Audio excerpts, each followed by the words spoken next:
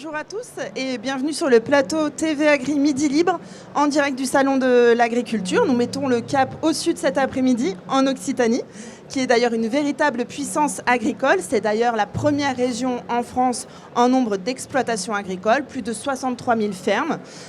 Mais aujourd'hui, il faut réussir à produire et à organiser son alimentation de manière autonome, durable et résiliente, et surtout locale. Alors comment rendre l'Occitanie justement plus résiliente? C'est la question qui nous réunit cet après-midi sur ce beau plateau avec vous, messieurs, qui êtes des acteurs majeurs de l'agriculture en Occitanie notamment. Je vais vous présenter très brièvement, vous allez vous-même prendre la parole. Jean-Louis Cazobon, bonjour, vous êtes? Bonjour. Oui, je suis vice-président de la région Occitanie en charge de la souveraineté alimentaire. Justement, ça tombe bien, la viticulture, la montagne. Et puis aussi un peu de l'hydraulique. Bon, on a bien fait de vous inviter alors. Ouais, tous les mauvais sujets, je les collectionne. Yvon Pelé, bonjour. Oui, bonjour, Yvon Pelé. Je suis vice-président du département de l'Hérault en charge de la ruralité, de l'agriculture. Et c'est des bons sujets.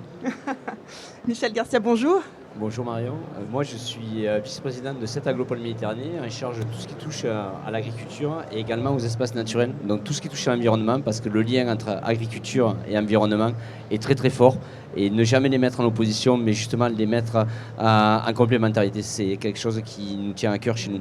C'est toute la question qu'on se posera cet après-midi. Jérôme Despé, on ne vous présente plus, mais allez-y quand même. Bonjour, avant tout viticulteur, voilà, dans un petit village du département de l'Hérault qui est magnifique et cher à Yvon Pelé, président de la Chambre d'agriculture de l'Hérault, président du Salon international de l'agriculture. Et merci au groupe l'ADPH et Midi Libre de me permettre d'avoir ce temps de respiration dans ma si belle région. Ça nous fait plaisir. Merci à vous d'être là malgré votre emploi du temps chargé, on l'a bien compris. Je vais commencer tout de suite avec vous, Jean-Louis Cazobon, pour ouvrir le bal. Alors on parle de quoi quand on parle de souveraineté alimentaire en Occitanie aujourd'hui? Écoutez, très heureux de participer justement à cette émission parce que quand on parle de souveraineté alimentaire, il s'agit de quoi? Souveraineté alimentaire, ça ne veut pas dire vivre en autarcie comme Robinson Crusoe. Ce n'est pas du tout l'objectif de la région Occitanie. La souveraineté, c'est avoir le droit de choisir, pouvoir choisir. Quand on est souverain, c'est ça. Et le constat qui a été posé, et la présidente Carole Delga, l'an dernier, un peu après ce salon, a voulu mettre en place ce plan de souveraineté alimentaire. Ça fait 8 ou 9 mois qu'on y travaille. Ce que l'on constate, c'est qu'on perd des capacités de production, en France notamment. Je vous rappelle, je ne vais pas vous abreuver de chiffres, mais la balance commerciale agroalimentaire française, elle était excédentaire de 12, 14, 15 milliards d'euros tous les ans. Cette année, elle arrive à zéro, peut-être 500 millions, encore pas sûr. Donc, ce qui veut dire qu'il y a urgence à produire, à reprendre en main notre capacité de production. Et c'est un peu ce que nous avons voulu faire en Occitanie. Il faut se rappeler, il y a 6 millions d'habitants. Il y avait un grand homme politique qui s'appelait De Gaulle, et je ne me prends pas pour De Gaulle. Il disait « Un pays qui n'est pas capable de se nourrir n'est pas un grand pays ». Nous, les 6 millions d'habitants, j'ai ici un graphique qui a été... Alors, il n'est pas complet, on va le compléter avec justement les présidents de Chambre d'agriculture. Production par production de 2020 à 2023. Mais pour que le tableau soit exhaustif et qu'on se rende bien compte, moi je pense qu'il faut remonter 10, 15 ans en arrière pour voir telle filière, si c'est le blé, combien on produisait, combien on produit aujourd'hui et qu'est-ce qu'on est capable de faire demain. Et tous ces bâtonnets rouges-là, ce sont... Alors on voit les bâtonnets rouges, ouais. On parle de salade, de poire, de riz, de blé, de viande, de lait, voilà. De viande porcine, mais aussi de voilà, volaille et c'est des produits basiques, notre alimentation du quotidien. Et dans tous ces sujets-là, on est déficitaire en termes de production. Ça veut dire qu'il y a des capacités, justement, on doit mettre ça à produire. Se rappeler aussi, quand on parle de souveraineté, le constat qui est posé, c'est qu'en termes de valeur ajoutée, quand on produit, on ne transforme pas assez. Et la valeur ajoutée, elle se fait dans l'étape aval, dans la transformation. Et ces produits-là que je vous disais, de l'alimentation du quotidien, l'alimentation basique, les 2 tiers de ces produits sont importés. Et là, on a rendez-vous avec la souveraineté alimentaire 3 fois par jour chez nous, et chez vous aussi. Donc, ce qui veut dire que là, il vaut mieux produire chez nous. On ne sait pas, dans ces produits importés, qu'est-ce que l'on consomme. Et la souveraineté alimentaire, c'est ce qu'on veut mettre en avant. J'ai envie de vous poser juste la question de savoir, parce que quand on a préparé cette table ronde, vous m'avez parlé de ce plan souveraineté en Occitanie. En quoi il consiste exactement? Est-ce que vous rassemblez différents acteurs du monde agricole? Est-ce que vous rassemblez les différentes strates, aussi bien la région, le département, etc.? Oui, c'est de le bâtir en concertation avec les acteurs de la production, les chambres d'agriculture, la chambre régionale qui supervise, fait la liaison entre tous, les syndicats agricoles et autres, et toutes les filières. C'est justement pour ça. Alors on a isolé 4 axes.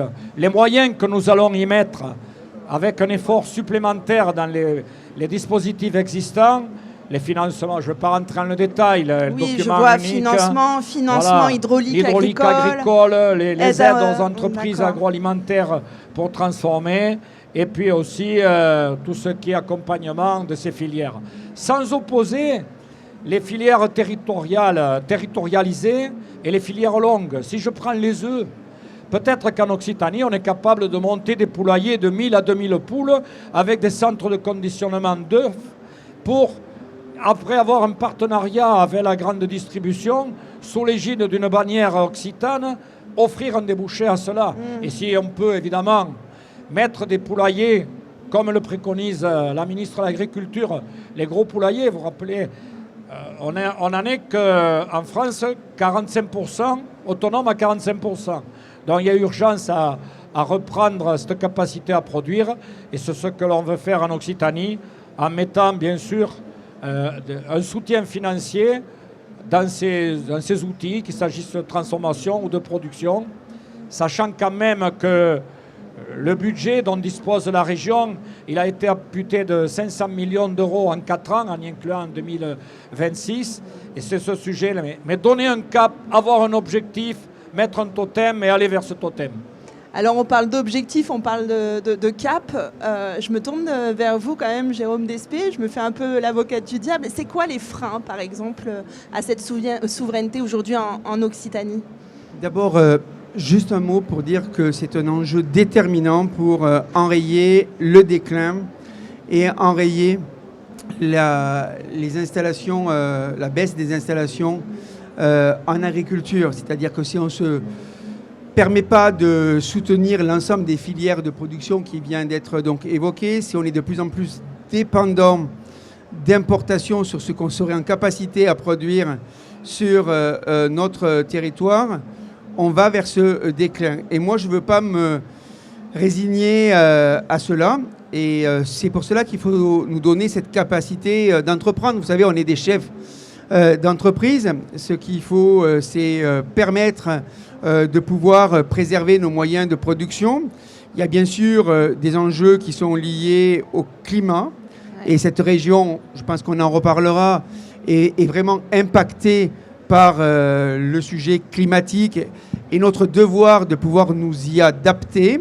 Et quand je dis adapter, que ce soit par des mesures liées aux investissements de protection, comme le sujet de l'eau, qui est un bien précieux que nous devons économiser. Mais quand on le voit en ce moment dans l'actualité, il y a des inondations et qu'on n'est pas capable de stocker cette eau pour pouvoir produire, parce que en fait, c'est la capacité de nous donner les moyens de production, de produire, qui permettra de pouvoir consolider la ferme agricole d'Occitanie sur toutes nos filières de production, et puis nous lever les freins réglementaires. On parle beaucoup de simplification, mais aujourd'hui, il faut nous laisser la capacité d'entreprendre. On est agriculteur, on a des filières donc, de production. Aujourd'hui, on passe beaucoup trop de temps dans de la paperasse, dans des éléments de réglementation, auxquels nous avons d'ailleurs de plus en plus de surtransposition au niveau européen qui arrive au niveau national. Et on rajoute un millefeuille donc de couches, pendant que ce qui vient d'ailleurs, on ne regarde pas, on détourne notre regard sur la façon où c'est produit. Et ça, c'est le lien qu'on doit avoir avec les consommateurs. Et le Salon de l'agriculture, il est là pour ça, aussi pour ça, pour mettre en avant nos productions de proximité et qui, au-delà d'un simple salon de l'agriculture, permettre aux consommateurs de faire confiance aux agriculteurs. Parce que l'enjeu de souveraineté, c'est la préservation de nos territoires. Je dis ça parce que quand il n'y a plus d'agriculture sur les territoires, il se passe ce qu'on a vu cet été dans l'Aude. Oui. Voilà. Et ça, moi, je ne veux pas le voir revenir. J'en parlais avec le contrôleur général. Comment on peut prévenir ça, justement? Mais en préservant les potentiels de production, en permettant d'avoir cette capacité de travailler autrement. Les chambres d'agriculture sont là pour l'innovation, pour les techniques culturelles, pour le pilotage de l'eau, avec des retenues multi-usages. C'est le cas du département de l'Hérault, mon cher Yvon, auquel on travaille à pouvoir avoir une accessibilité pour l'agriculture, pour les zones d'activité économique, pour la protection aussi des populations avec les sapeurs-pompiers. Mais il faut donner cette capacité de réagir beaucoup plus vite que ce que nous faisons aujourd'hui. Je voudrais vous faire rebondir justement face au manque d'eau, sur la question du manque d'eau. Comment vous aidez les agriculteurs justement pour adapter leur modèle face à ce qui les attend justement? Il y a un travail qui est remarquable. Michel pourra bien sûr y revenir parce qu'on travaille avec les collectivités qui nous aident aussi par des systèmes de capteurs qui permet de pouvoir apporter ce qui est uniquement nécessaire aux besoins du végétal, pour nos animaux, pour nos vignes. C'est-à-dire qu'on a aujourd'hui des références qu'on pilote avec des intercommunalités qui permettent dans la prise de décision. Vous savez, lorsqu'on est agriculteur aujourd'hui, c'est aussi penser à l'innovation et au devenir, de pouvoir apporter ce qui est nécessaire à la culture que nous produisons. C'est aussi travailler sur des politiques d'investissement pour mieux se protéger des aléas, lorsqu'on parle aussi de l'aspersion pour protéger le secteur donc, des fruits et légumes, lorsqu'on parle des gelées, j'ai vu en venant ce matin les conditions météo donc, du moment où il y a des températures qui nous inquiètent, auxquelles il y a le risque donc, de gelée. Il faut qu'on ait de l'anticipation. On doit vivre à ça, mais l'agriculture, la recherche, la formation permet de pouvoir apporter donc des réponses. Alors du coup, je me tourne vers vous, Monsieur Garcia. Vous avez un exemple concret à nous donner Alors, juste pour rebondir sur ce que Jérôme vient de dire par rapport à l'eau. Au mois de janvier, l'Orbe, avec toutes les pluies que l'on a connues, c'était 1000 mètres cubes par seconde. D'accord ? En 10 minutes et 50 secondes, on captait cette eau qui est partie à la mer, qui n'a servi à rien. Il suffisait de la capter, de la stocker et de pouvoir la redistribuer au moment où l'agriculture en avait besoin. En 10 minutes et 50 secondes, vous aviez la possibilité d'irriguer 800 hectares d'agriculture. Vous imaginez ? Ouais. Et aujourd'hui, malheureusement, on a des gens qui nous disent « Non, il ne faut pas stocker l'eau ». C'est une erreur. Aujourd'hui, on est sur un climat méditerranéen qu'on connaît, qui est déjà sur un climat qui est déjà extrême, mais qui s'oriente avec les changements climatiques vers de plus en plus de périodes de sécheresse qui vont être de plus en plus longues, de plus en plus difficiles, mais également des pluies qui vont être de plus en plus intenses à des moments donnés. Cette eau, il faut la capter au moment où elle tombe en excès pour la redistribuer à l'agriculture, mais également à l'environnement, répondre aux ASEC, tout ça. Et c'est ça, c'est là où on aura la vérité. C'est là où je disais tout à l'heure l'importance entre le lien entre l'environnement et l'agriculture. Jérôme l'a dit, l'agriculture, l'indépendance alimentaire chez nous, elle doit se faire par l'économie. On a un problème, c'est que dans le monde agricole, on a beaucoup travaillé sur la production. Et aujourd'hui, on le sait en France, hein, Jérôme, tu en es témoin, c'est pas dans la production qu'on rajoute de la valeur ajoutée. Jean-Louis l'a très bien dit. La valeur ajoutée, elle va se rajouter sur la transformation et sur la commercialisation. L'agriculture de demain, elle doit s'emparer de ces mondes-là qu'elle connaît très peu. C'est des mondes à part, la commercialisation, c'est un monde à part, la transformation. Mais c'est là qu'est la valeur ajoutée. Et aujourd'hui, demain, sauver l'agriculture, ça passera par ça. Parce qu'on ne sauvera pas l'agriculture sans développement économique. Et ça, je suis élu, mais je suis avant tout agriculteur, hein, comme Jérôme, comme Jean-Louis. C'est vraiment la base du métier, c'est déjà avoir un développement économique. Parce que les agriculteurs, ils sont comme tout le monde. Ils vivent comme tout le monde. Ils ne sont pas en dehors du monde. Et ils ont besoin de gagner leur vie correctement. C'est un métier qui est très difficile, l'agriculture. C'est un métier qui est très engageant. C'est un métier de passion.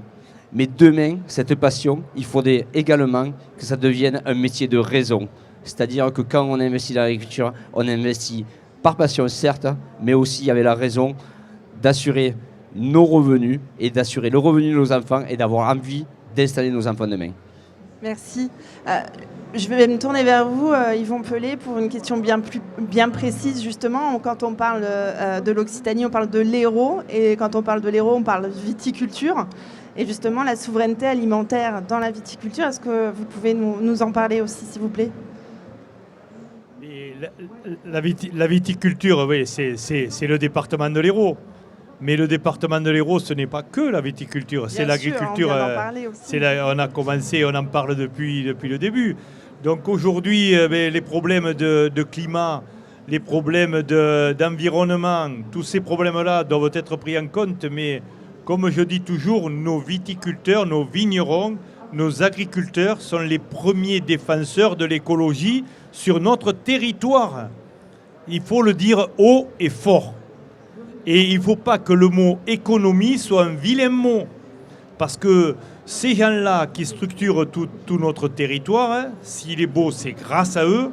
Eh bien, ces gens-là, ils ont envie de vivre comme le disait Jérôme quand il était jeune président des JA de l'Hérault et qu'il est ce qu'il est aujourd'hui.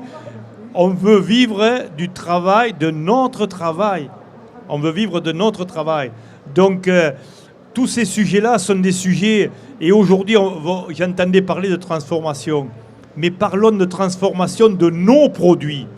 Moi, ce qui me fait mal au cœur, c'est quand je vois dans les étals de la grande distribution, etc., transformer en France. Ouh là là là là là là, j'ai peur. Je vous le dis, j'ai peur. Beaucoup, hein. Transformer en France, c'est le plus grand danger.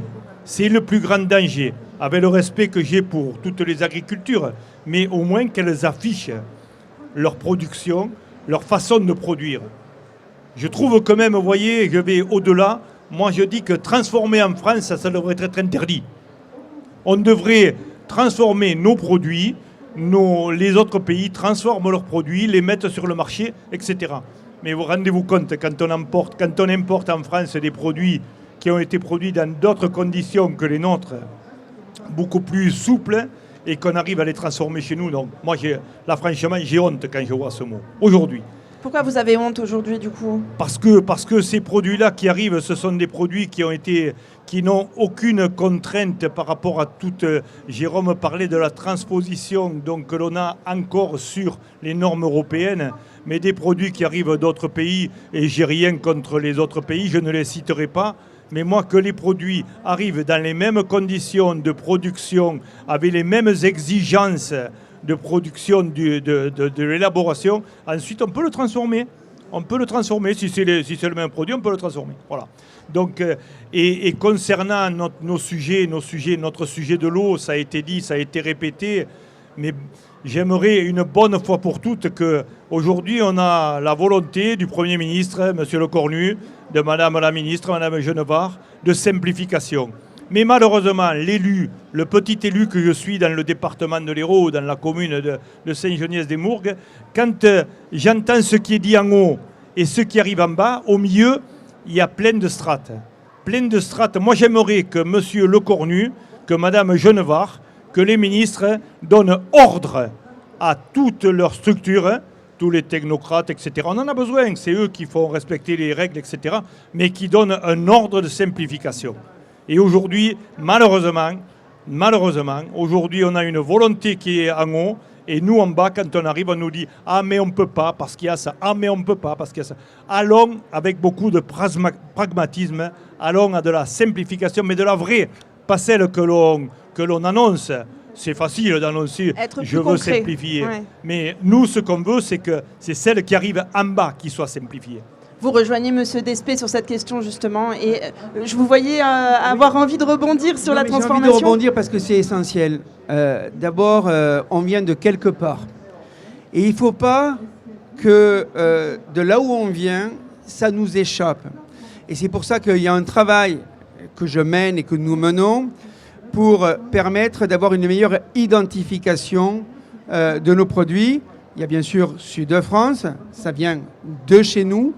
Et je le dis parce que j'ai poussé la ministre de l'Agriculture sur le fait de pouvoir avoir une identification de provenance sur les produits. Parce qu'effectivement, transformer en France, ça ne veut rien dire.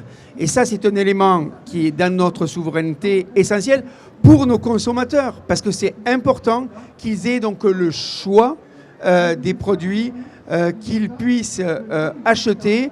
On a la meilleure agriculture au niveau de l'Occitanie et au niveau français. Il ne faut pas qu'ils soient trompés. C'est un élément essentiel dans les enjeux donc, de la souveraineté. Et puis, bon, oui, il faut aller plus vite. Je réagis ça parce que j'étais avec le Premier ministre ce matin dans le cadre du Salon international de l'agriculture. Nous demandons une loi d'urgence. Pas pour demander une loi donc, d'urgence, mais il y a pour moi 3 enjeux qui sont importants. Le sujet de la simplification, mais que ça aille dans le corps des fermes, c'est-à-dire que ça se concrétise. Je dis, Monsieur le Premier ministre, ce n'est pas que des engagements, c'est aussi des actes. Le sujet de l'eau, on a beaucoup trop de procédures dans notre pays. Quand on voit ce qui se passe sur nos voisins européens et à l'international, je discutais avec d'autres ministres donc tout à l'heure, auxquels sur les retenues hivernales, mais ils sont au quadruple de ce que nous faisons dans notre pays. Et le sujet de la prédation, parce que je pense aussi aux éleveurs au-delà de l'ardéamartose, de nodulaire contagieuse qui nous a beaucoup marqué, c'est aussi de protéger donc, notre pastoralisme. C'est pas beaucoup, c'est 3 points, une loi, mais pour aller sur du concret, et c'est vraiment indispensable. Est-ce que ces 3 points, M. Cazobon, font partie du plan souveraineté dont vous nous avez parlé tout à l'heure ? Oui, globalement, on se retrouve là parce que j'ai écouté, alors il y a plusieurs choses. Par rapport à ce que disait Yvan Pelé à mes côtés, on a dans cette région Occitanie 260 produits sous signe officiel de qualité. C'est des démarches territoriales, ils ont une carte d'identité avec un cahier des charges à produire. Alors, un minerai, un bout de fer, qu'on vient, une lampe de chevet, qu'on dit Made in Occitanie, oh d'accord, ça peut se faire. Mais un produit alimentaire, et il faut qu'il y ait en amont un cahier des charges. Et c'est ce qu'on a en Occitanie. Ensuite, a été abordé le problème de l'hydraulique agricole. Là, on se propose en Occitanie de doubler l'enveloppe. C'est un effort particulier pour soutenir justement les retenues individuelles, mais aussi aller vers du collectif. Michel Garcia le disait, ces jours-ci, là, l'eau elle tombait à profusion. Même à Sainte-Soline, sans aucune pompe, elle se serait remplie. Il faut être clair là-dessus. Et alors après, on tombe sur des dogmes. On retiendrait, et on a besoin on retiendrait une minorité du volume des pluies. Et en Occitanie, on est au sud. On fait partie de ces régions de l'arc méditerranéen. Et justement, que ce soit le commissaire européen, le Danois Christophe Hansen, qui l'a dit, c'est l'Espagne, l'Italie, et puis la partie région Occitanie, la Languedoc-Roussillon, qui est soumise à ça. On a là un territoire d'expérimentation, c'est le président de la République qui est venu le dire à Toulouse aux organisations agricoles. Et là, il faut aller plus loin pour simplifier, pour mettre en œuvre l'article 74, pour permettre à des crédits publics d'intervenir sur des territoires où l'état quantitatif est moins que bon. C'est comme ça qu'ils s'expriment. Alors, je redis comme eux, je redis la même chose. Donc, Et c'est là, pouvoir utiliser ces crédits pour amener l'eau peut-être même du Rhône dans ces territoires où il en manque. Et puis, on n'a pas parlé de ça, mais c'est le renouvellement des générations. C'est ça. J'allais Les y venir avec 45% d'agriculteurs qui vont partir à la retraite demain, et là, on a mis en place une foncière agricole. Elle ne résoudra pas tout, mais c'est un supplétif. Quand le projet vaut 400, que l'opérateur bancaire vous dit jusqu'à 250, je te suis. Après, terminé. Et on porterait cette partie que l'opérateur bancaire a des réticences à porter pendant un certain temps, comme dans les voitures, location avec option d'achat. Et quand lorsque la situation financière s'est améliorée et que le projet est un peu plus assis, passer l'acte définitif quand il s'agit d'achat de foncier. C'est tout cela. Alors sur l'eau, l'eau, il faut rappeler ça. Je ne sais pas qui a parlé un de vous deux, multi-usage. C'est-à-dire l'eau potable, l'eau aussi pour les centres aquatiques, pour accueillir dans cette région, le tourisme est un vecteur important de l'économie, de la vie en général. Et on a besoin de l'eau si on veut accueillir ces populations. Alors, bien sûr, l'économiser, mais il faut aussi la retenir. Moi, je n'ai jamais vu un pauvre s'enrichir en économisant, uniquement. Il faut investir pour pouvoir progresser, aller de l'avant. Vous voulez réagir sur... Oui, sur l'eau, Écoutez, on est le département de l'Hérault, on porte le sujet des retenues hivernales. On veut faire des retenues hivernales qui ne pompe pas dans la nappe phréatique, qui ne détourne pas de cours d'eau, qui uniquement va se servir de l'eau du Rhône qui est en excès, donc en hiver, alors qu'en été, donc il y a les sujets d'irrigation. On porte ces sujets-là.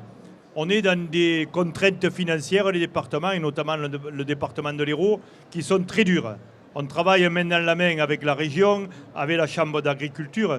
Donc aujourd'hui, ce qu'on veut, c'est de la simplification, du pragmatisme, qu'on nous dise on peut y aller. Là, on lance le marché de maîtrise d'œuvre. On va nous parler de l'étude des 4 saisons. Vous savez, madame, comme je dis toujours, les bébêtes, elles sont moins bêtes que les hommes. Hein. Quand on les déloge, elles vont un petit peu plus loin. Hein. Mais bien souvent, on se retrouve avec des populations entières, des professions entières qui attendent de l'eau et une association de 10 personnes qui toutes pleines de dogmes, va monter cette sauce et va nous attaquer et va nous empêcher d'avancer. C'est là que la simplification devrait arriver. On devrait dire à un certain moment, il y a un intérêt général. L'intérêt général pour l'économie d'un territoire. Bonté divine, ça me paraît quand même beaucoup plus important que de dire on rêve parce qu'il se pourrait que nani nana. Quoi. Entrer dans le concret, quoi. Voilà, mais là, bon, on en a besoin de cette simplification. Et j'en parle régulièrement avec Jérôme, et on le dit, on le répète, mais voilà. Il faut de la simplification, mais de la vraie. Pas de celle qui est annoncée en haut, non, de celle qui se déroulera tout le long du tuyau et qui va arriver en bas. On parle d'eau qui arrivera en bas sur notre territoire. Merci. Je voulais vous faire rebondir, Michel Garcia, sur ce que vous avez dit, Monsieur Casaubon. On se le disait aussi tout à l'heure, la résilience et la souveraineté alimentaire ne se fera pas sans bras. On a besoin d'humains, on a besoin de gens qui reprennent les exploitations. C'est exactement ça. Déjà, juste une petite remarque avant d'attaquer sur le renouvellement des générations et sur l'humain. C'est que vous voyez, on a le département, on a la région, on a la collectivité territoriale qui est une communauté d'agglomération, on a le monde professionnel hein, avec la chambre consulaire. Et en fait, on est 4 hein, et on est 4 hein, à avoir les mêmes idées.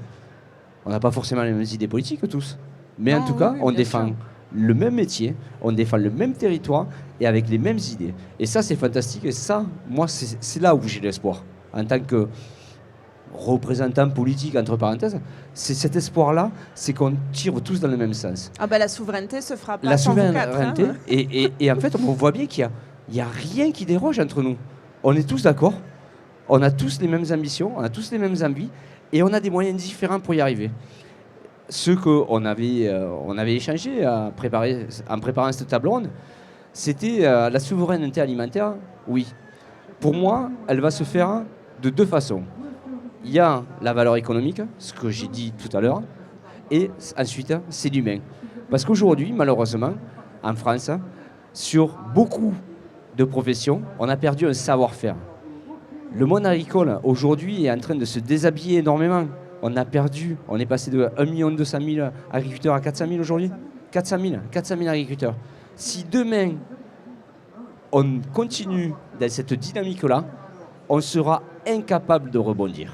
Alors comment on fait? Comment on fait pour redonner cœur à ce métier, cœur à cette profession, cœur à cette passion? Il faut arrêter de dénigrer, notamment au niveau des journalistes nationaux. Je ne vais pas parler de la PQR, la presse quotidienne régionale est souvent à nos côtés, nous fait souvent la part belle. Mais c'est vrai qu'aujourd'hui, au niveau national, on montre une image de l'agriculture qui est une image dépassée, qui est une image déplorable. Et ce n'est pas ça l'agriculture. Il n'y a aucun métier qui s'est autant révolutionné depuis la Seconde Guerre mondiale. Il a fallu nourrir la population, on l'a fait. Il a fallu nourrir la population, on l'a fait. Il a fallu s'adapter aux contraintes environnementales, on l'a fait. Il a fallu évoluer pour un marché mondial, on l'a fait. L'agriculture, personne n'a été aussi loin, n'a été aussi performant dans ces changements. Et aujourd'hui, on le montre encore du doigt. Pourquoi ? Alors comment montrer cette image-là, justement ?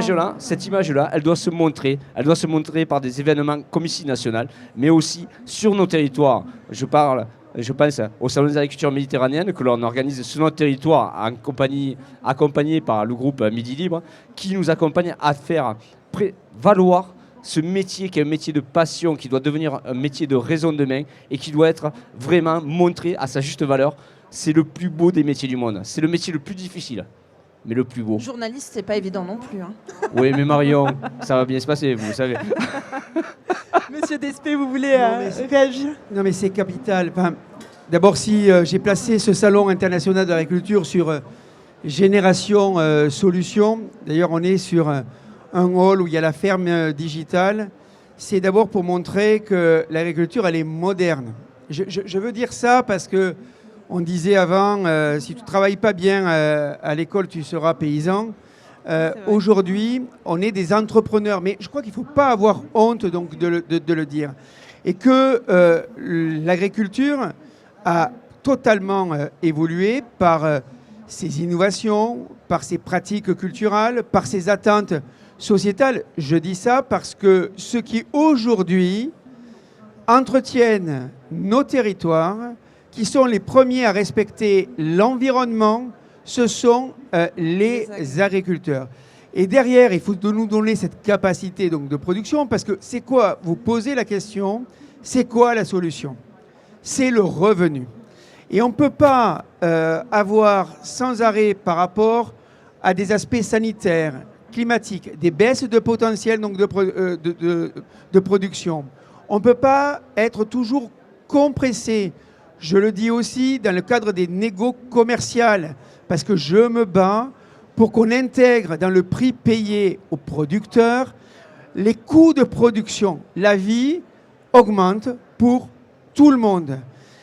Seuls les agriculteurs ne peuvent pas toujours produire et vivre en dessous des coûts de production.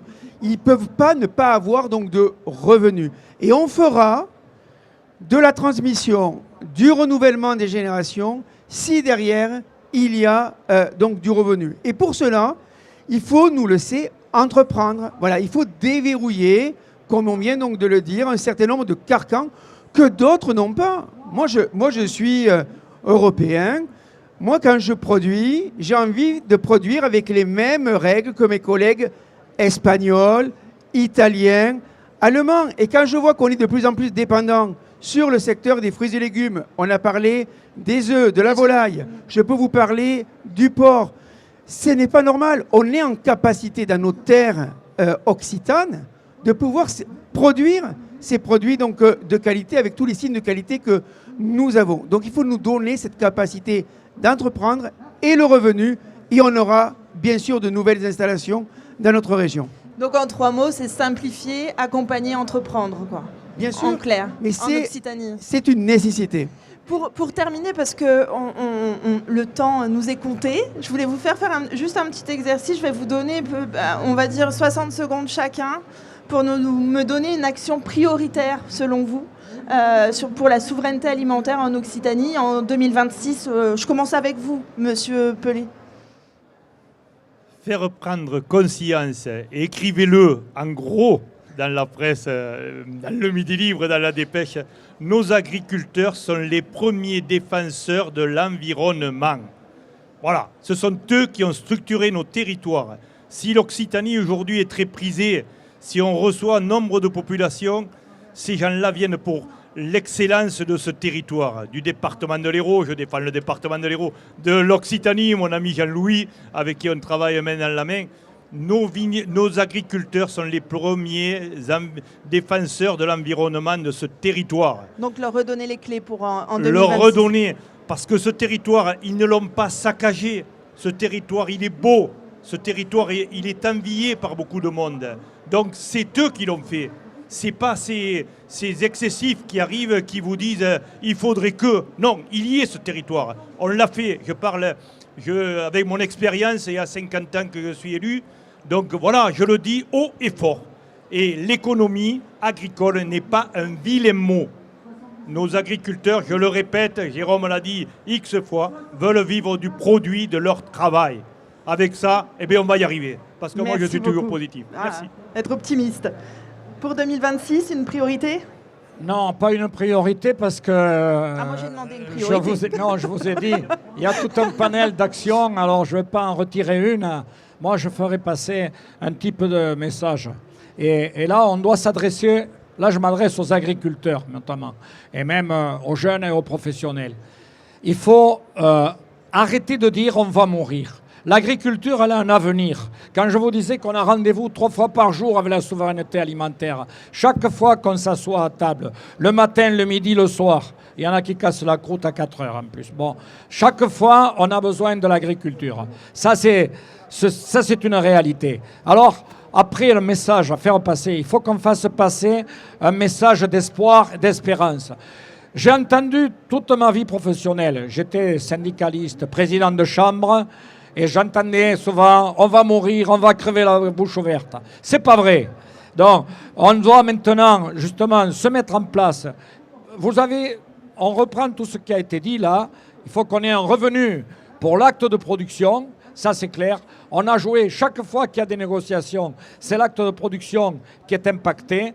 On a besoin de ça, mais de faire passer ce type de message. Et il faut qu'on se mette en mouvement. Alors, pas avec... Désolé de vous contredire, mais pas avec une seule action, avec plusieurs axes. Se mettre en mouvement, c'est une belle action déjà. C'est bien. Merci. Michel Garcia, une priorité, s'il vous plaît. Une. J'en ai pas une, j'en ai 13. Le matin, c'est un abricot des Pyrénées-Orientales. D'accord ? Au petit déjeuner. À 10h, on se fait un casse-croûte. On va se manger un petit tripou de nocelle dans l'Aveyron.